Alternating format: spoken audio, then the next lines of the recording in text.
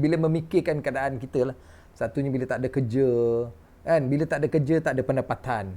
Tetapi hari-hari kita kena makan, kita kena tanggung kereta lah, sewa rumah dan sebagainya, whatever lah.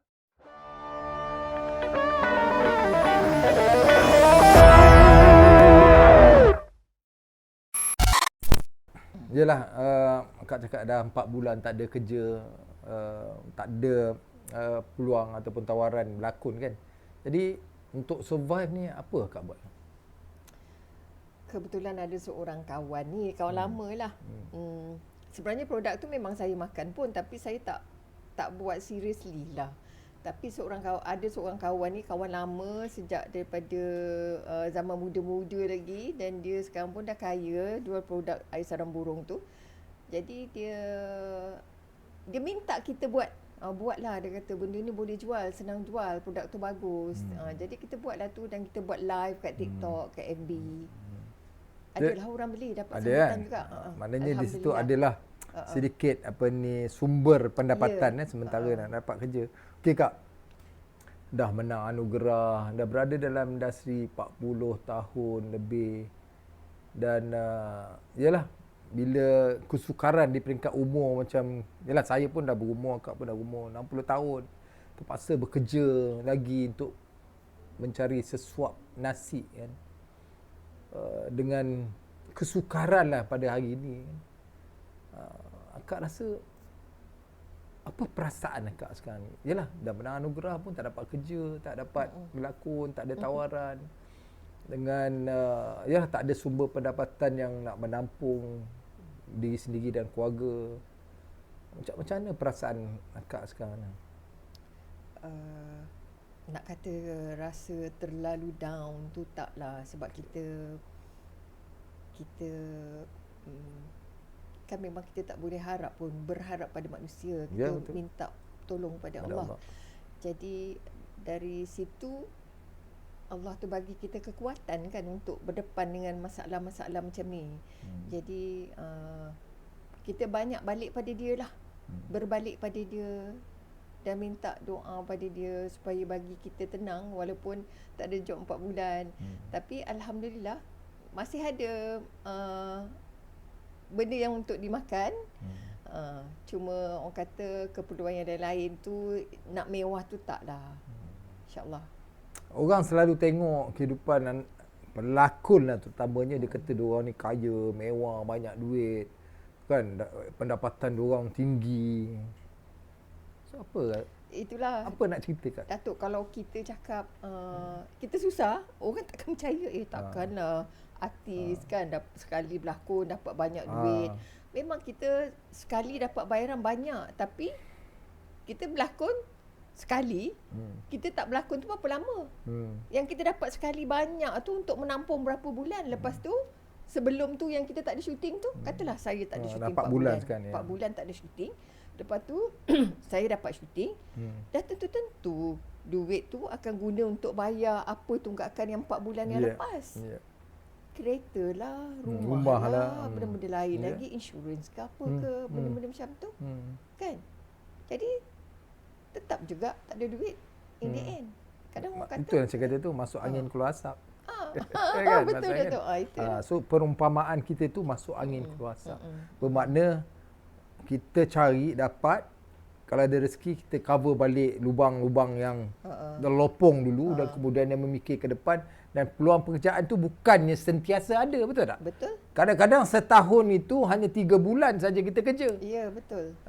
9 bulan lagi kita menganggur. Ini saya tak nafikan, sebab tu saya kata mungkin orang nampak pelakon Rosnah Johari ni di hadapan kamera, nampak dia kan, dan nampak dia selalu di sana sini, TV tu TV ini, dan kata banyak duit dan sebagainya. Hakikatnya mereka tak tahu kadang-kadang drama yang disiarkan itu adalah ulang siar. Bila ulang siar pun sebenarnya Kak Rosnah ataupun saya sebagai penerbit ataupun pengarah ataupun kru-kru di belakang tabir, kita tak dapat apa pun. Betul. Kan? Sedangkan bila diulang siar, ada iklan dan sebagainya, pendapatan kepada stesen TV. Jadi sebab itu saya selalu suarakan Kak, masalah-masalah kita ni sebenarnya berkait.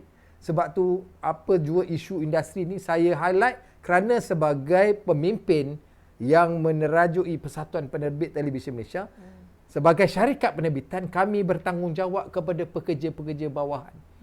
Termasuklah seorang pelakon. Jadi bila penerbit tak ada kerja kak, pelakon pun tak ada kerja. Iyalah. Nampak? Sebab tu bila saya bersuara, kadang-kadang ada yang tak suka, ada yang marah, ada yang rasa macam saya seolah-olah mendesak dan sebagainya. Tapi hakikatnya apabila anak seni macam Kak Rosnah yang umur 60 tahun, 4 bulan tak ada kerja, siapa peduli? Kan? Sebab tu saya sentiasa fikir, kalau nasib aku sendiri pun aku tak boleh bela, macam mana aku nak bela nasib pekerja ataupun anak-anak didik di bawah ni? Kan? Bagaimana industri nak berkembang maju kalau kita masih lagi membicarakan soal survival? Kan? Ini bagi saya serius. Sebab tu saya pun fikir 4 bulan tak ada kerja. Belum tahu lagi ni. Entah bulan depan ada kerja atau bulan lagi sekali. Atau mungkin 6 bulan tak ada kerja. Ataupun mungkin setahun ini tak ada kerja. Jadi apa nasib akak seterusnya kak? Itulah. Cuba kak. Ceritalah sebab video ni kita akan sebar luas kan supaya pihak-pihak yang berwajib, terutamanya kerajaan, menteri, Perdana Menteri dengar bahawa yang saya bangkitkan, yang saya suarakan bukan soal saya punya survival, tetapi lebih kepada survival kami. Semua orang. So kak, boleh cakap kak? Jangan. Itulah kadang-kadang kan bila cakap artis susah, orang memang tak percaya. Dan ada juga kawan saya yang memang susah. Yang nama dia pun sebaris dengan nama saya. Kalau saya cakap pun memang orang tak akan percaya.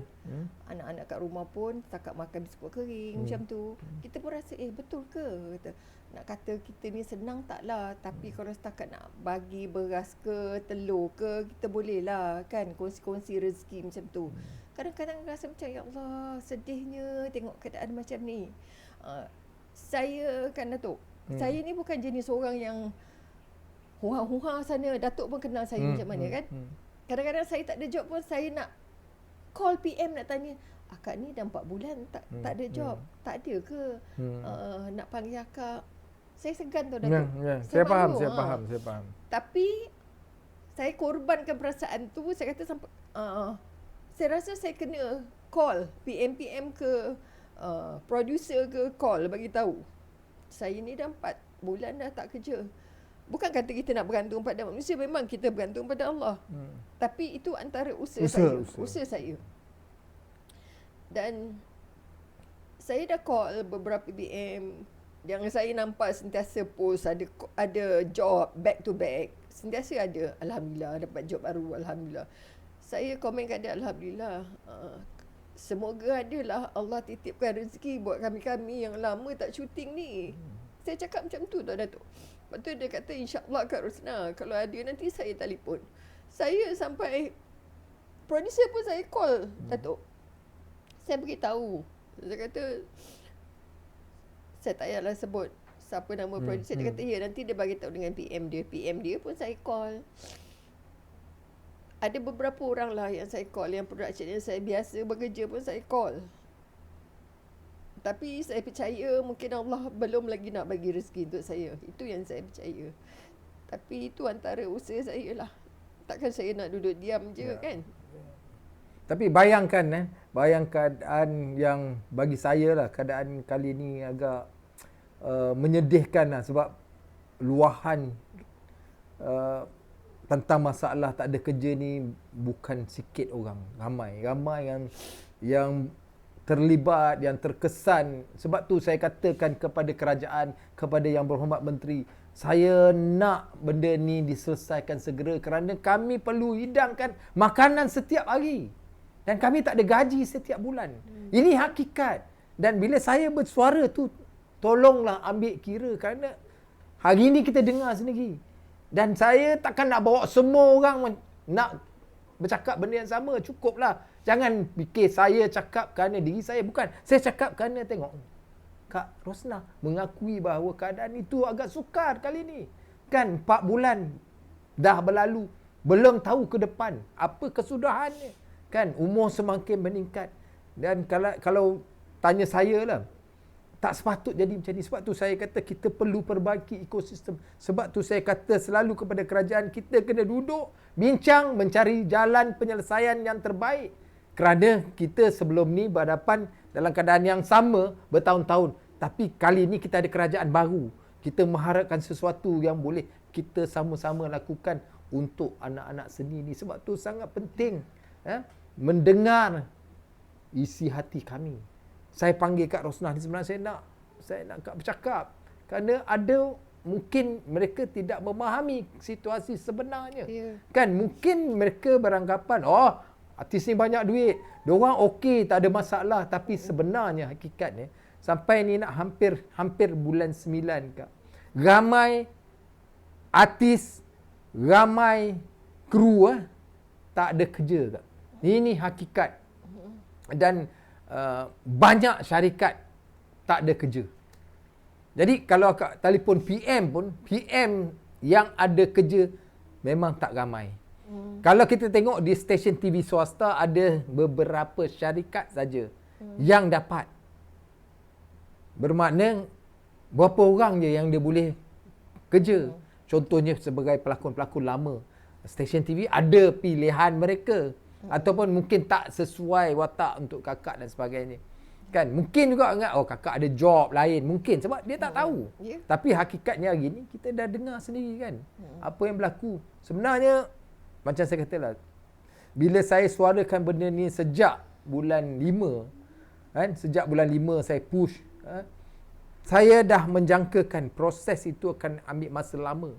Tetapi kalau adalah keprihatinan mereka-mereka tu, mereka faham bahawa kita bergantung kepada projek-projek yang ada di stesen TV, terutamanya RTM, maka dipercepatkan proses tu. Tapi sampai hari ni kita dah habis pilihan raya.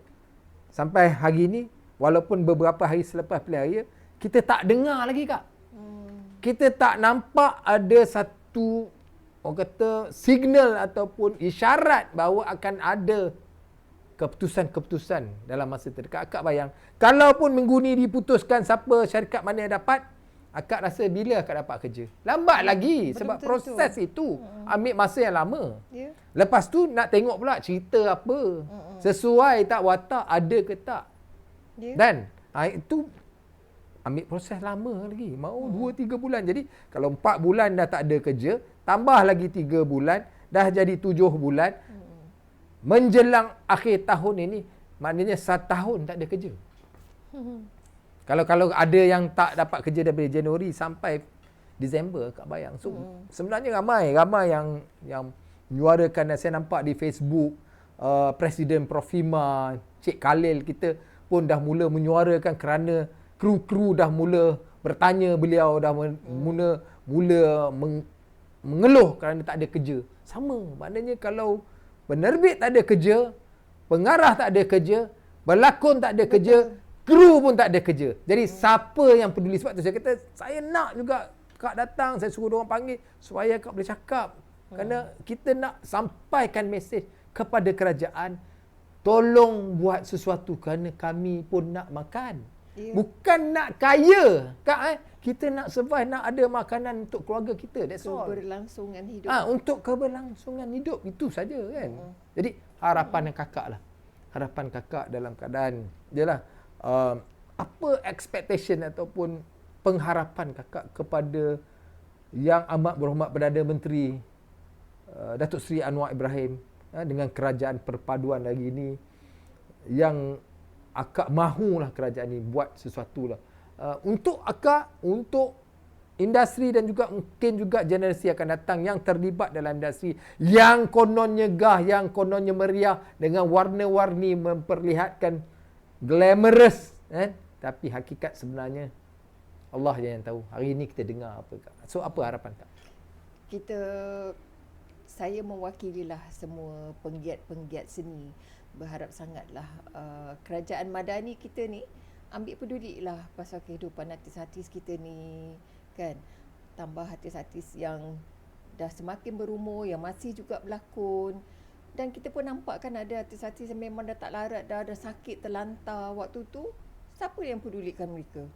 siapa yang nak bagi makan pada diorang? Diorang pun ada anak isteri yang diorang kena bagi makan apa semua kan. Jadi kita minta sangatlah pada kerajaan baru kita ni, tolonglah ambil peduli pasal kehidupan kami ni, artis-artis semua ya Datuk ya. Ya.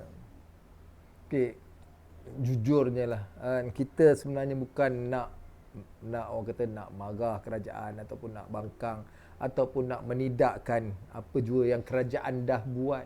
Tetapi hakikatnya apa bila Kak Rosnah bercakap, saya bercakap, maka ada sesuatu yang perlu dilakukan dan perlu dilakukan segera.